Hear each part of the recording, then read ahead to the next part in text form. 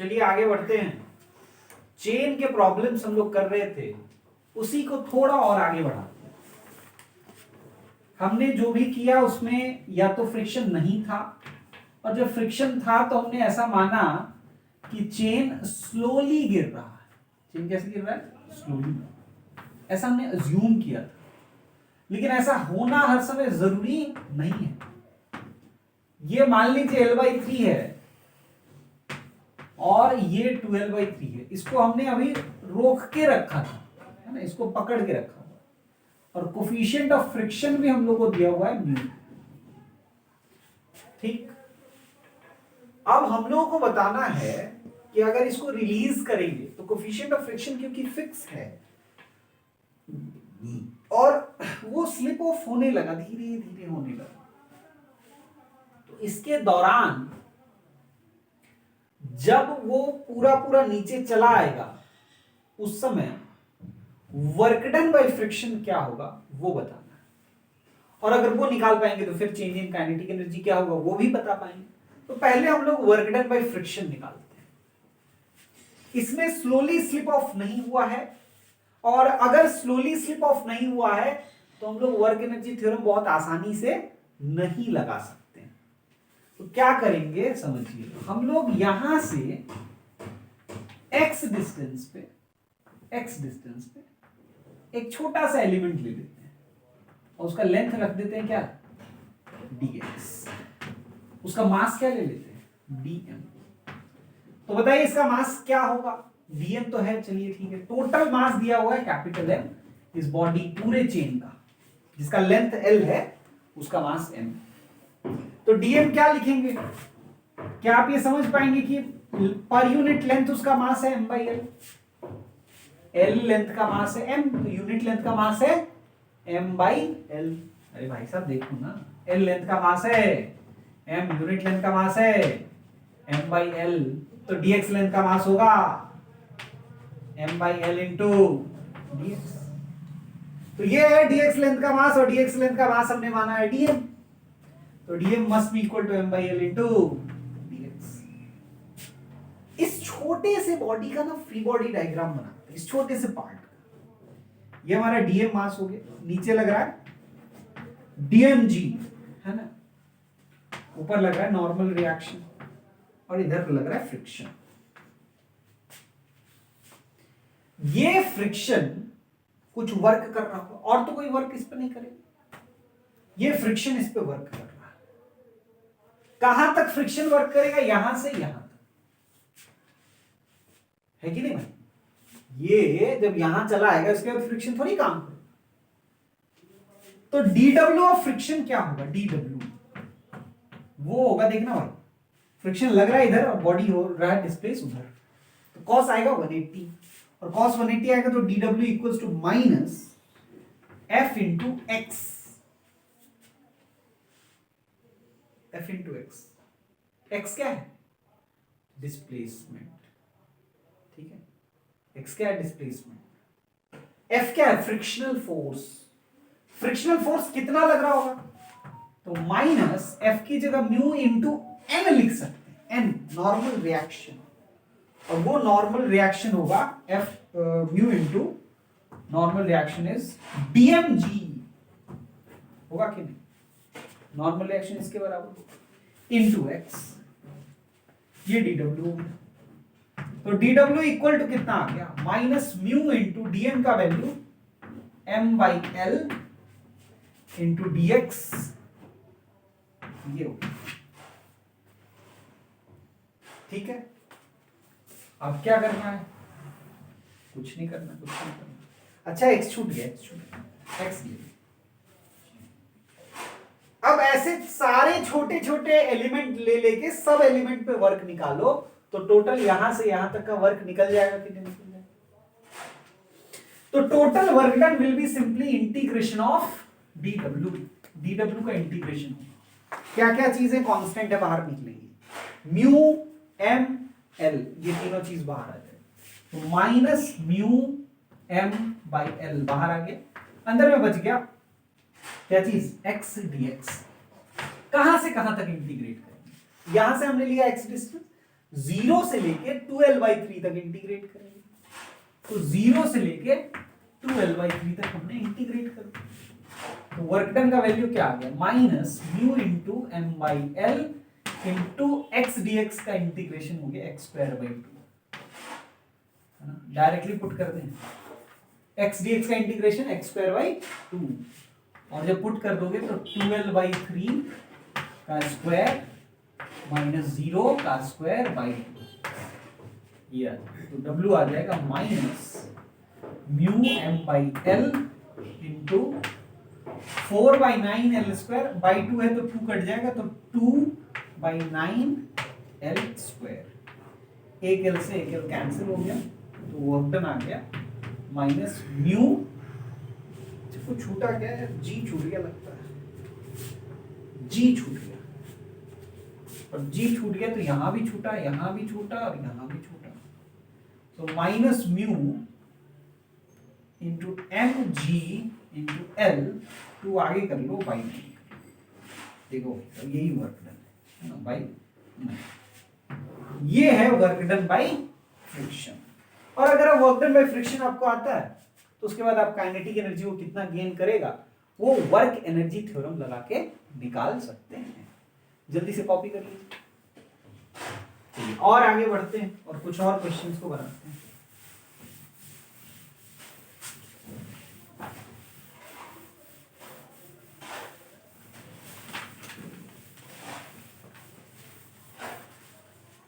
अब देखिए थोड़ा और,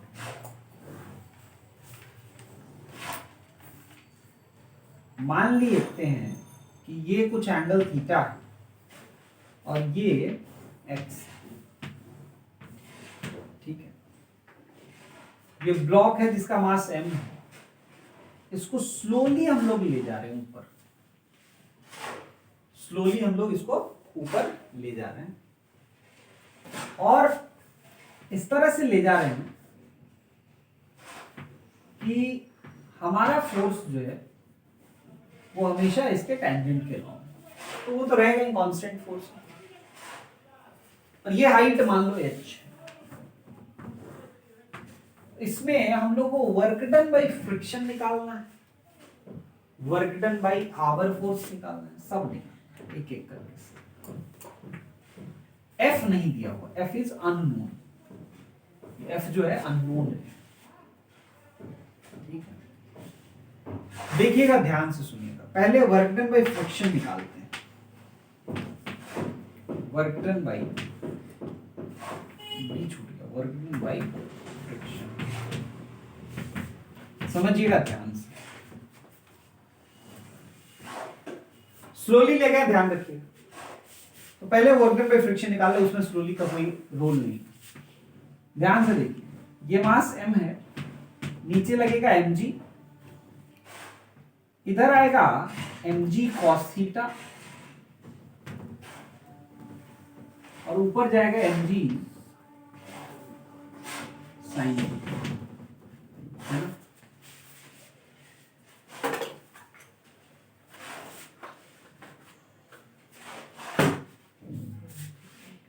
इधर लग रहा है, अरे यार ऊपर नॉर्मल रिएक्शन, ऊपर नॉर्मल जाएगा, mg sin थीटा इधर जाएगा,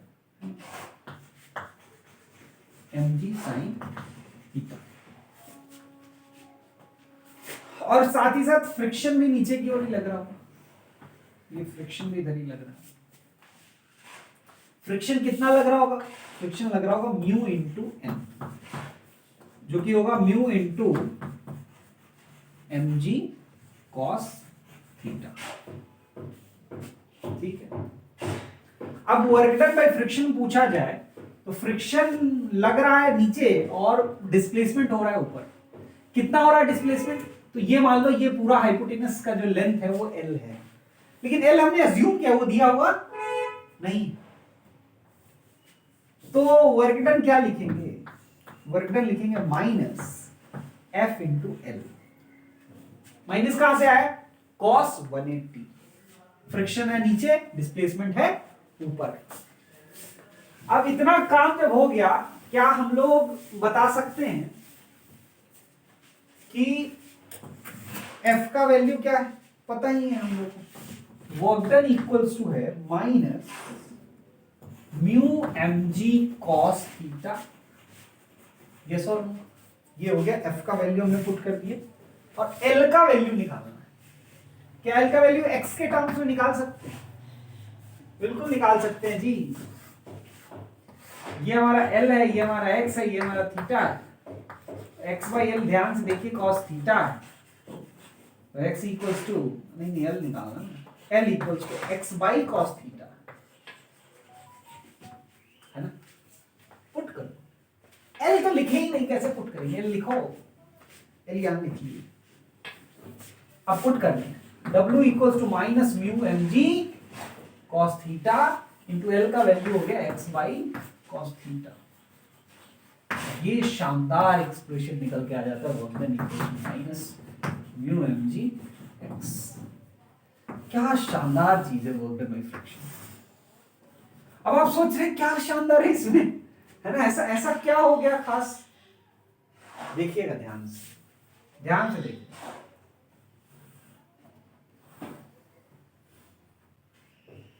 ये थीटा है, ये एक्स है, ये एच है। यहां से यहां तक ले गए, वर्क डन क्या हुआ? Minus mu m g x.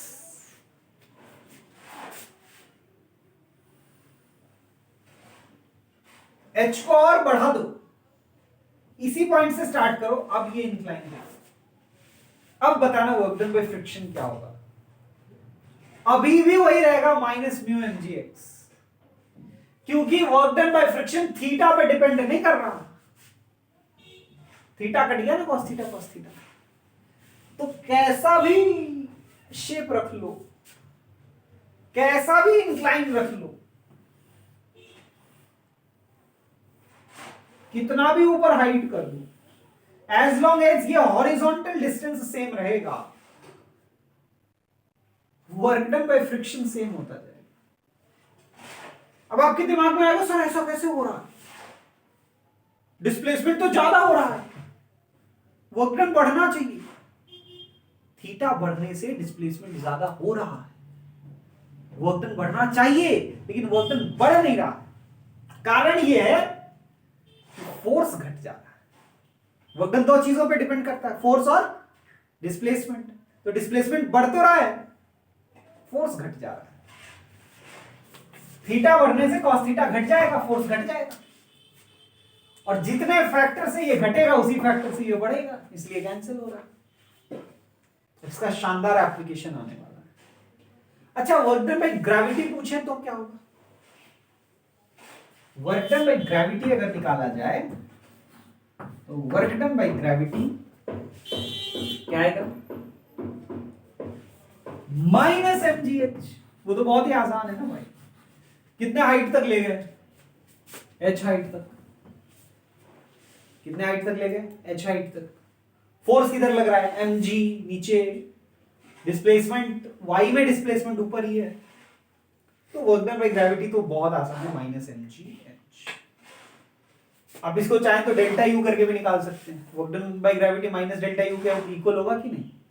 तो डेल्टा यू यहां पे है कितना? M g h delta U है कि नहीं? यहां पे कितना था पोटेंशियल एनर्जी? 0। यहां पे आया तो कितना हो गया? mgh। तो चेंज इन पोटेंशियल एनर्जी कितना हो गया? mgh minus 0। और वर्क डन बाय ग्रेविटी होता है माइनस डेल्टा यू, तो माइनस mgh। तो वहां से भी निकाल सकते हैं। अगर हम वर्क डन बाय हमारा फोर्स पूछे तो क्या होगा? वर्क डन बाय एफ क्या होगा? अच्छा, स्लोली ले जा रही है, बात समझ में आ रही है? तो अगर स्लोली ले जा रहे हैं तो वर्क डन बाय हमारा force plus work done by friction force plus work done by gravitational force equals to 0 होना चाहिए कि नहीं होना चाहिए? नॉर्मल रिएक्शन कोई वर्क नहीं कर रहा, नॉर्मल रिएक्शन हमेशा परपेंडिकुलर है डिस्प्लेसमेंट के।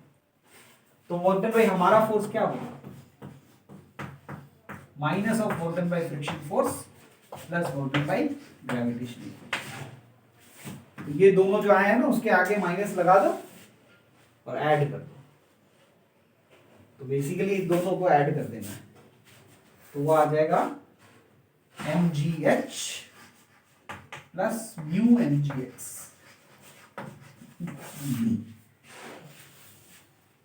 ये रुडोव का एक क्वेश्चन है ऐसा।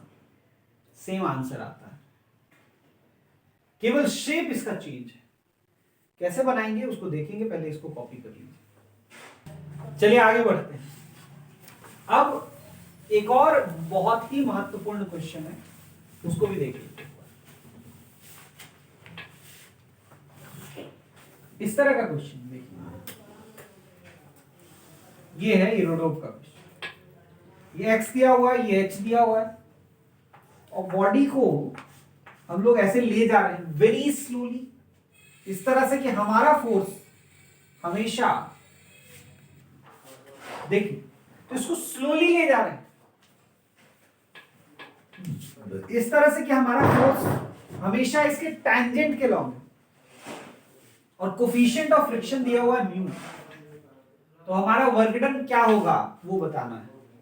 अच्छा, बहुत सारे स्टूडेंट्स के मन में ये आ सकता है कि ये तीनों फोर्स का वर्क डन इक्वल टू 0 क्यों लिखे। उसका कारण है work energy theorem. Net work done by all the force is equals to change in kinetic energy. क्योंकि स्लो ले जा रहे हैं तो चेंज इन काइनेटिक एनर्जी 0 है, इसीलिए यहां 0 लिखे हैं, और बाकी जितने भी फोर्स हैं उन सब का वर्क डन यहां पे लिख दिया। नॉर्मल रिएक्शन का वर्क डन 0 था तो उसको भी मेंशन नहीं किया। यहां देखिए, यहां भी वही काम करेंगे, बस हम लोग एक छोटा सा पार्ट ले लेंगे, एकदम छोटा सा पार्ट, जिसमें ये dx है, ये dy है, और ये dl है, और ये थीटा। तो अगर आप dw ऑफ फ्रिक्शन निकालिएगा तो बिल्कुल ऐसा ही आएगा, एकदम ऐसा, और वो आ जाएगा minus mu mg into dx। समझ रहे हैं, जो x था उसकी जगह यहाँ dx आ गया, और इसको आप इंटीग्रेट करके total work done by friction निकाल दीजिए, और वर्क डन बाय फ्रिक्शन क्या आ गया, वो आ गया माइनस म्यू mg x। और वर्क डन बाय ग्रेविटी तो बिल्कुल वही है, माइनस mgh। आप कैसा भी पाथ से ले जाएं उससे कोई फर्क नहीं पड़ता। तो टोटल हमारा फोर्स का भी वर्क डन इस केस में भी यही रह जाएगा जो हमने प्रीवियस क्वेश्चन में निकाला था। बस इतना ही आसान क्वेश्चन है ना, इसको भी लिख लीजिए जल्दी से। चलिए, तो अब हम लोग शुरू कर रहे हैं स्प्रिंग से रिलेटेड क्वेश्चंस को करना, है ना। इसके क्वेश्चंस तो काफी हो गए, अब स्प्रिंग से रिलेटेड कुछ क्वेश्चंस कर लेते हैं। देखिए, सबसे पहला बहुत ही आसान क्वेश्चन से शुरुआत करते हैं। वो क्वेश्चन कुछ ये है कि मान लीजिए ये इस तरह से हमने एक प्लेट लगा दिया है, ये स्प्रिंग कांस्टेंट K है, ये मास m है, इसको हमने v वेलोसिटी दे दिया। अब पूछ रहा है कि बताओ इसका मैक्सिमम कंप्रेशन क्या होगा, मैक्सिमम कंप्रेशन। देखिए, आपको कुछ खास इसमें करना नहीं। मैक्सिमम कंप्रेशन करने के लिए आपको ये ध्यान रखना है कि जब ये जाएगा टकराएगा, ये पूरा सरफेस अगर स्मूथ है, क्या है, स्मूथ है, तो टोटल मैकेनिकल एनर्जी कंजर्व रहेगा, क्योंकि only force working here is spring force. Conservation of mechanical energy लगा सकते हैं। इसको 1 मान लिए और इसको हमने 2 मान लिया, ठीक है, उसको 1 इसको 2 मान लिए। तो इसके बीच में अगर कंजर्वेशन ऑफ मैकेनिकल एनर्जी लगाएंगे तो हाफ mv², ये है काइनेटिक एनर्जी 1 पे, और 1 पे पोटेंशियल एनर्जी 0 है। ग्रेविटेशनल पोटेंशियल एनर्जी का कोई इन्वॉल्वमेंट नहीं है क्योंकि हाइट चेंज नहीं हो रहा है। इक्वल टू, जब मैक्सिमम कंप्रेशन होगा, आपको यह ध्यान रखना है, in case of every maximum compression speed is 0। तो स्पीड अगर 0 है मैक्सिमम कंप्रेशन के केस में, half mv² plus 0 equal to half kx², ये पोटेंशियल एनर्जी हो जाएगा। x इलोंगेशन हुआ है सपोज, या xm मान लें मैक्सिमम के लिए, तो m लिख देते हैं यहाँ पे, और काइनेटिक एनर्जी तो 0 है तो 0 लिख लिया। बस सॉल्व कर देना है, हाफ से हाफ कैंसिल, x निकालना है ना, xm equals to v root over m by k। इतना आसान प्रश्न है। चलिए एक और ऐसे क्वेश्चन को बना के देखते हैं।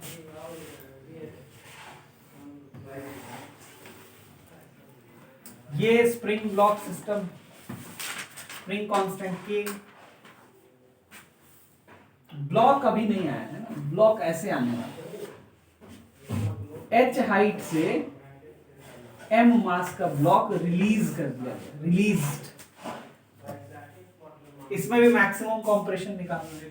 तो इस पूरे मोशन के दौरान ग्रेविटेशनल फोर्स वर्क कर रहा है और स्प्रिंग फोर्स वर्क कर रहा है, उसके अलावा और कोई फोर्स वर्क नहीं कर रहा। तो इसमें भी कंजर्वेशन ऑफ मैकेनिकल एनर्जी लगेगा। इसको लेवल 1 मान लेते हैं और लेवल 2 मान लेते हैं उस सिचुएशन को जब मैक्सिमम कंप्रेशन हो चुका है। तो उस केस में जो कंजर्वेशन ऑफ मैकेनिकल एनर्जी है उसमें initial kinetic energy 0, initial spring potential energy 0, initial gravitational potential energy mgh, ये हाइट हमको h दिया हुआ है, equals to initial final kinetic energy 0, क्योंकि मैक्सिमम कंप्रेशन जब होगा उस समय भी काइनेटिक एनर्जी 0 है, plus spring potential energy half kx²। और क्योंकि इसी लेवल को हमने पोटेंशियल एनर्जी ऑफ ग्रेविटेशन 0 माना है, तो ग्रेविटेशनल पोटेंशियल एनर्जी इस लेवल पे 0 है। तो यहां से मैक्सिमम कंप्रेशन एक्सम क्या निकल के आ जाता है, √2mgh अपॉन। जल्दी से कॉपी कर लीजिए। कुछ और आसान प्रश्नों को बनाते हैं। देखिए आसान प्रश्न शुरू में बनाइए, उससे बच्चों को बहुत बढ़िया लगता है। उनको ऐसा गलतफहमी होता है कि फिजिक्स के बढ़िया न्यूमेरिकल भी वो बना सकते हैं, इसीलिए ये गलतफहमी बना रहे, इसीलिए शुरुआत में अच्छे क्वेश्चंस नहीं करने चाहिए, आसान क्वेश्चंस करने चाहिए। देखिए ये नेचुरल लेंथ है, वहां से x कॉम्प्रेस कर दिया, मास m दिया हुआ है, स्प्रिंग कांस्टेंट k है, x कॉम्प्रेस करके छोड़ दिए और बताया हुआ है कि यहां पर ये कांटेक्ट नहीं है, मतलब दोनों जुड़ा हुआ नहीं है, स्प्रिंग और ब्लॉक जो है वो सटा हुआ है। तो जब सटा हुआ है तो जब वापस जब लौटेगा ना तो स्प्रिंग रह जाएगा अपने नेचुरल लेंथ पे और ब्लॉक भाग जाएगा। अगर वो फंसा हुआ होता तो साथ में रहता, खींचता अपने स्प्रिंग को भी साथ में, लेकिन स्प्रिंग को खींच नहीं रहा, बस सटा हुआ है। तो सटा के और प्रेस कर दे तो ऐसा तो कर ही सकते हैं, है ना। ऐसा मान लो स्प्रिंग है, ब्लॉक लिए खूब ऐसा करने में कोई दिक्कत हो रही है, स्प्रिंग को ऐसा कर लिए, पुश किया, जैसे ही छोड़ेंगे भागे, है ना, टॉप की तरह। वही चीज यहां, तो ये भागेगा, ये h हाइट के ऊपर है, कितना आगे जाके गिरेगा वो बताना। जब यहां गिरेगा तो यहां स्पीड कितना होगा वो भी बताना। अब वो सब कहानी बता चुके हैं आपको कि कंजर्वेशन ऑफ मैकेनिकल एनर्जी लगा देने से ये सॉल्व हो जाएगा। देखिए कैसे सॉल्व करेंगे, यहां से कितना दूर जाएगा वो आर्म तो निकालना है, वो तो प्रोजेक्टाइल की मदद से निकलेगा, लेकिन उससे पहले कम से कम ये तो निकाल ही सकते हैं कि कितना स्पीड होगा, गिरने से पहले कितना स्पीड है, वो v क्या है, या वो u ही है तो u क्या है। नेचुरल लेंथ से जब हमने कंप्रेस किया तो यहां पे रिलीज कर रहे हैं, इसलिए काइनेटिक एनर्जी है 0, और क्योंकि इसको 1 ले रहे हैं और इसको 2 ले रहे हैं, इन दोनों के बीच में कोई ग्रेविटेशनल पोटेंशियल एनर्जी का इन्वॉल्वमेंट नहीं है, तो ग्रेविटेशनल पोटेंशियल एनर्जी की बात ही मत करो। स्प्रिंग पोटेंशियल एनर्जी की बात करो, वो है हाफ kx² इक्वल टू, जब वो नेचुरल लेंथ पे आ जाएगा तो पोटेंशियल एनर्जी स्प्रिंग वाला 0 हो गया और उसके पास कुछ काइनेटिक एनर्जी आ गया हाफ m/u²। m से, अरे सॉरी, m से हम कहां से कटेंगे, m है ही नहीं, हाफ से हाफ कैंसिल, तो u² का वैल्यू आ जाएगा xx² × k/m, ये आ गया u² का वैल्यू। अब इसके बेसिस पे हम लोग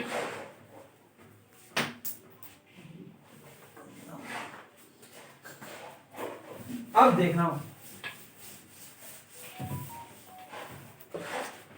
u² निकल गया, अब आर निकालना है, तो अगर टी याद हो, half g t square equals to h लिख लो, नहीं भी याद हो तो, है ना। तो 2h/g रूट अंडर करोगे तो टाइम आ जाएगा, और रेंज निकालो तो u इंटू टी कर लो, प्रोजेक्टाइल पढ़ लीजिए, हॉरिजॉन्टल प्रोजेक्टाइल का फॉर्मूला याद कर लीजिए, r equals to u into root over 2h/g। तो इतना आगे बढ़ेगा, ठीक है, वहां पे जाके गिरेगा। और अगर स्पीड पूछा जाए तो फिर आप इसके बीच में ये 2 और ये 3 ले लेते हैं, 2 और 3 के बीच में कंजर्वेशन ऑफ मैकेनिकल एनर्जी लगा लीजिए। क्यों?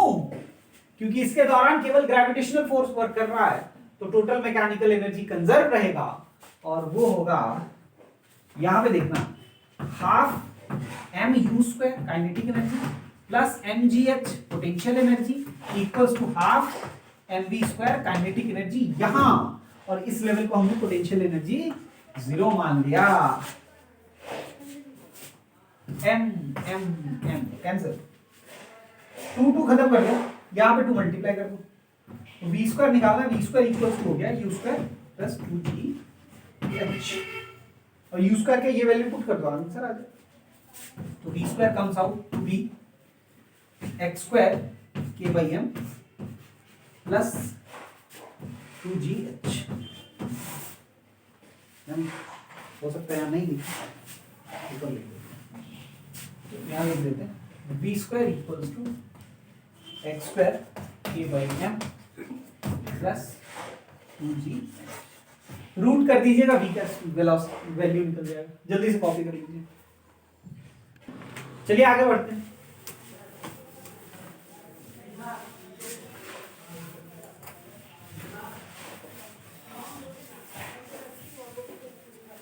नेक्स्ट क्वेश्चन है, मान लीजिए कि बिल्कुल वैसा ही सिचुएशन है, स्प्रिंग कांस्टेंट के, ये ब्लॉक जिसका मास m है, ये हमारा जस्ट टच है, कांटेक्ट में नहीं है, मतलब ज्वाइंट नहीं किया हुआ है, और ये मान लीजिए हमारा एक वर्टिकल सर्कल बना हुआ है। तो क्वेश्चन ये पूछ रहा है कि इसको नेचुरल लेंथ से कितना कॉम्प्रेस करें, ये ब्लॉक जब स्प्रिंग से छूटे तो पूरा वर्टिकल सर्कल कंप्लीट कर ले। देखिएगा ध्यान से, समझिए, यहां से यहां पे मिनिमम स्पीड कितना होना चाहिए, आपको याद रहना चाहिए, रूट अंडर gr, ये हमने बहुत पहले देखा था सर्कुलर मोशन। और ये रेडियस r है, तो यहां से इस लेवल से हाइट इसका 2r हो गया। कितना हो गया हाइट? 2r। अब यहां से देखिएगा ध्यान से, यहां से ये लेवल 1 ले लें और ये लेवल 2 ले लें, तो इनके बीच में कंजर्वेशन ऑफ मैकेनिकल एनर्जी लगाया जा सकता है, क्योंकि यहां से यहां मोशन के बीच में स्प्रिंग फोर्स केवल एक्ट कर रहा है, वर्क कर रहा है, और यहां से यहां तक केवल ग्रेविटेशनल फोर्स वर्क कर रहा है। तो थ्रू आउट द मोशन केवल कंजर्वेटिव फोर्स वर्क कर रहे हैं, इसीलिए हम लोग यहां कंजर्वेशन ऑफ मैकेनिकल एनर्जी लगा सकते हैं, यहां से वहां के बीच में भी। तो देखिए यहां काइनेटिक एनर्जी क्या है? 0। ग्रेविटेशनल पोटेंशियल एनर्जी क्या है? 0, क्योंकि इसी लेवल को हमने ग्रेविटेशनल पोटेंशियल एनर्जी 0 मान लिया। लेकिन स्प्रिंग पोटेंशियल एनर्जी है हाफ, अच्छा स्प्रिंग कांस्टेंट के दिया हुआ, हाफ के x² इक्वल टू जब यहां पहुंचेगा तो काइनेटिक एनर्जी है क्या? बिल्कुल है, हाफ mv², v² मतलब gr, plus gravitational potential energy है क्या? बिल्कुल है, 2mgr, क्योंकि h का वैल्यू 2r है। और स्प्रिंग पोटेंशियल एनर्जी है क्या? नहीं है, 0। तो बस x निकल जाएगा, x निकालना है, x² kx² पहले लिखो, ये निकालोगे तो 5mgr आ जाएगा, 5mgr/2 आ जाएगा, और वो 2 से 2 कट गया, ठीक है। x का वैल्यू क्या हो गया? Root over 5mgr upon k।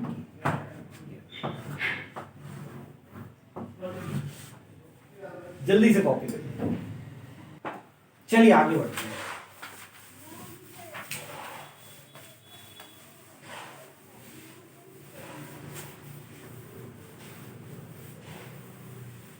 देखिए, तो नेक्स्ट जो हम लोग करने जा रहे हैं वो है ये क्वेश्चन। देखिएगा ध्यान से, मान लीजिए कि यहां पे स्प्रिंग को हमने बांध के रखा है और स्प्रिंग को ऐसे खींचे और एक छोटा सा ब्लॉक लीजिए, ब्लॉक,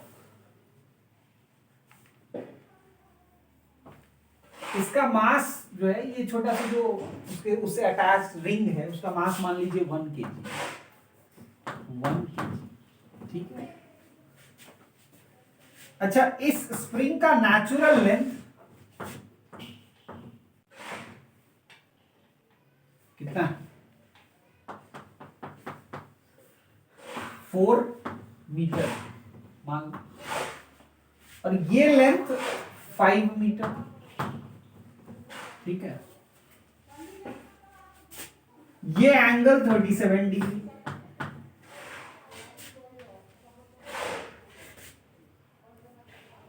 वन के जी। इसका स्प्रिंग कांस्टेंट के जो है वो 100 न्यूटन पर मीटर, ठीक है। तो we have to find speed of the ring, find speed of the ring when it reaches to, when it reaches to point B, B point पे पहुंच जाए,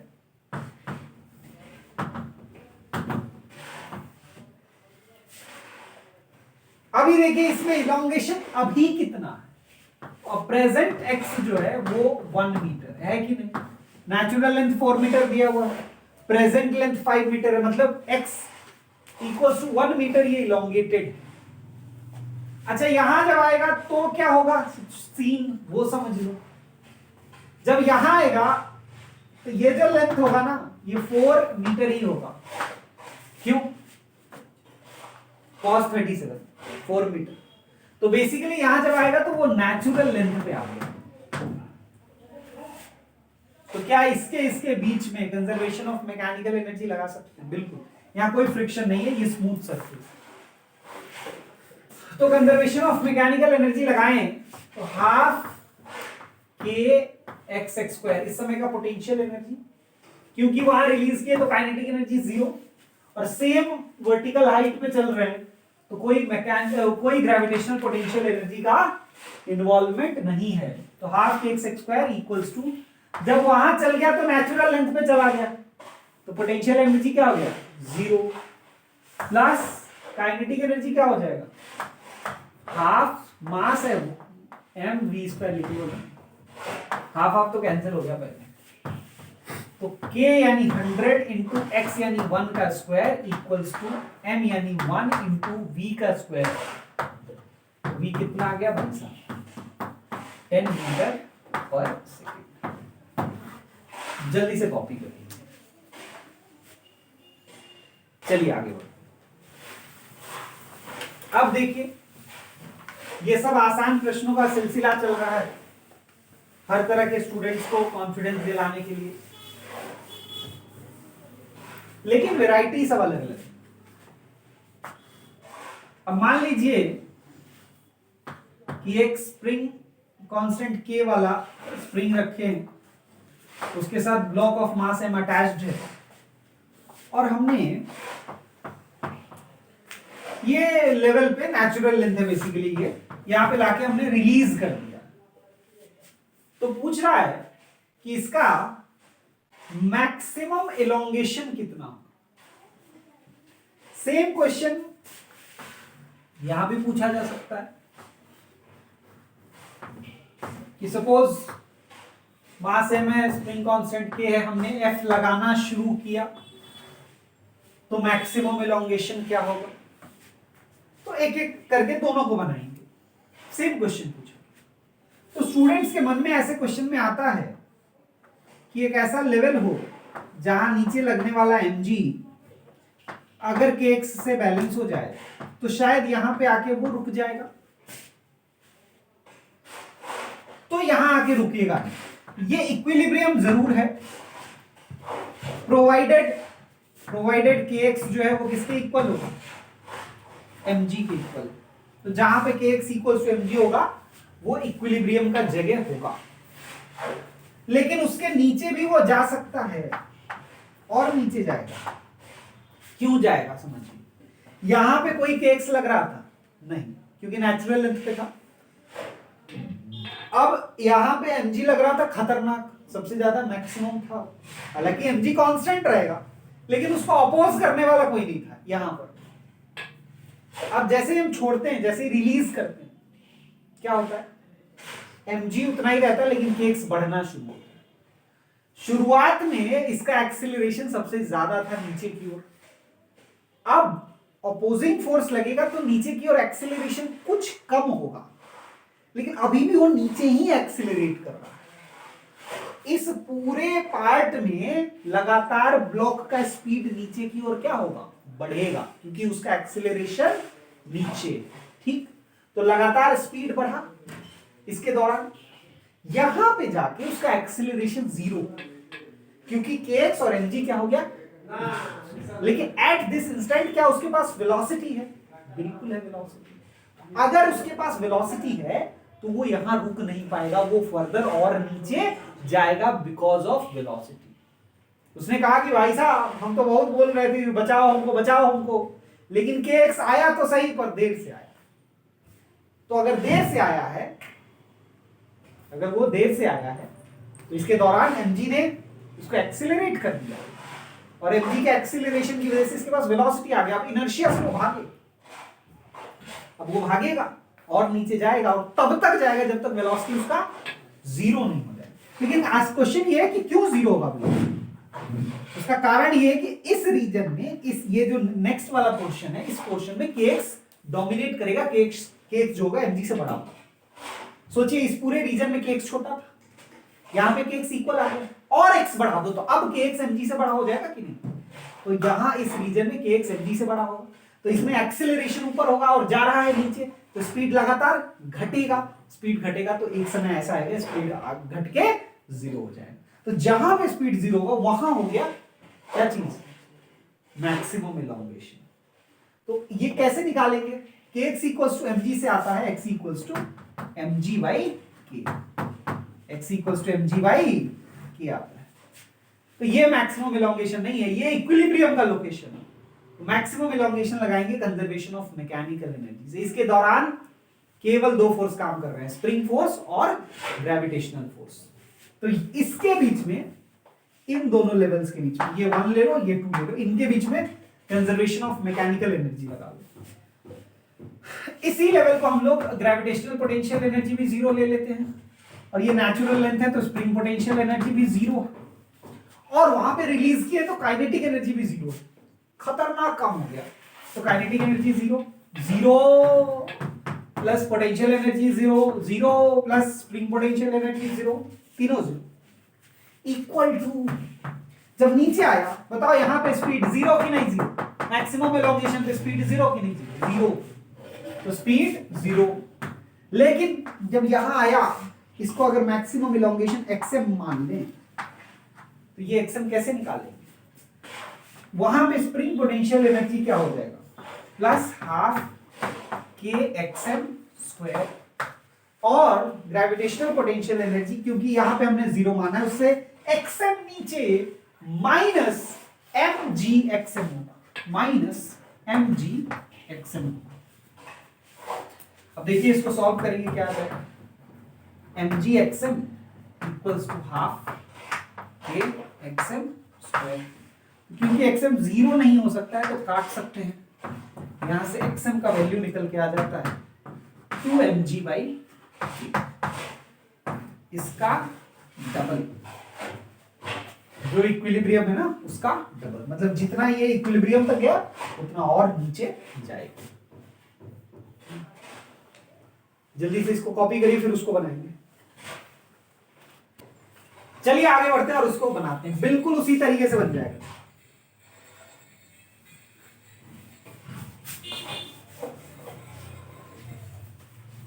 देखिए इसमें बस दिक्कत यह है कि यहां कंजर्वेशन ऑफ मैकेनिकल एनर्जी नहीं लगा सकते हैं, तो क्या लगा सकते हैं, वर्क एनर्जी थ्योरम लगा सकते हैं। मान लेते हैं ये x इधर तक गया और यहां पे जाके रुकता है, तो ये मैक्सिमम इलोंगेशन हो गया।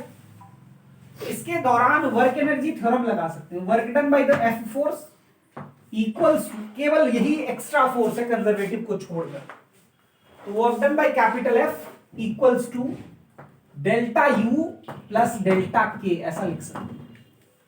और वर्क डन बाय एफ जो होगा वो क्या लिखेंगे बताओ, एफ इंटू एक्स लिख सकते हैं क्या, एफ एक्स, बिल्कुल लिख सकते हैं, इक्वल टू डेल्टा यू यानी half k x x square minus 0, बताओ नेचुरल लेंथ पे था कि नहीं, और वहां से x पे गया तो फाइनल जो है वो तो half k x x square और initial 0 plus change in kinetic energy 0। क्यों, मैक्सिमम एलोंगेशन पे भी वेलोसिटी 0 है और यहाँ नेचुरल लेंथ पे भी वेलोसिटी 0 है, तो change in kinetic energy is also 0। तो x निकल के आ जाएगा क्या, मैक्सिमम एलोंगेशन, बिल्कुल आ जाएगा, x इक्वल्स टू 2f/k। अगर आप इसमें f की जगह mg रख दीजिएगा तो वही आ जाएगा 2mg/k। जल्दी से इसको कॉपी कर लीजिए।